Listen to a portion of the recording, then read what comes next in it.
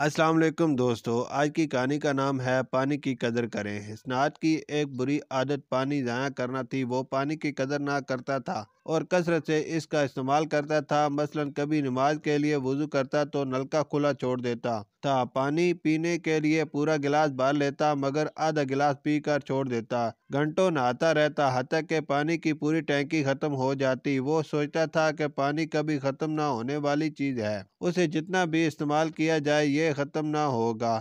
ایک روز ظہر کی نماز ادا کرنے کو دیر ہو رہی تھی۔ اس نے جلدی جلدی وضو کیا اور نل کو تھوڑا سا بند کر کے مسجد کی طرف بھاگ گیا۔ حسنات کے دادا ابو کئی دنوں سے اس کی یہ بری عادت نوٹ کر رہے تھے۔ انہوں نے نل کو اچھی طرح بند کیا۔ انہیں حسنات پر افسوس تھا کہ اتنا بڑا ہو جانے کے باوجود بھی اس کے دل میں پانی کی قدر و قیمت کا احساس نہیں ہے۔ وہ افسوس کرتے ہوئے اپنے کمرے میں چلے گئے۔ یہ کیا بدتمیزی ہے، پانی کا گلاس بھرا ہوا ہے تو پورا ہی پیو۔ دادا ابو کی سخت آواز آئی۔ حسنات نے اپنی عادت کے مطابق پانی بھرا اور آدھا گلاس پی کر جانے لگا تو دادا جان نے اسے دیکھ لیا۔ پہلے تو انہوں نے سخت لہجے میں بات کہی تھی لیکن پھر نرم پڑتے ہوئے بولے، دیکھو پانی اللہ تعالیٰ کی خاص نعمت ہے، تمہیں پانی کی بے حرمتی نہیں کرنی چاہیے۔ ہمیشہ پانی اتنا ہی استعمال کرنا چاہیے جتنا بندے کو ضرورت ہو۔ پانی کے بغیر کوئی چرند پرند زندہ نہیں رہ سکتا۔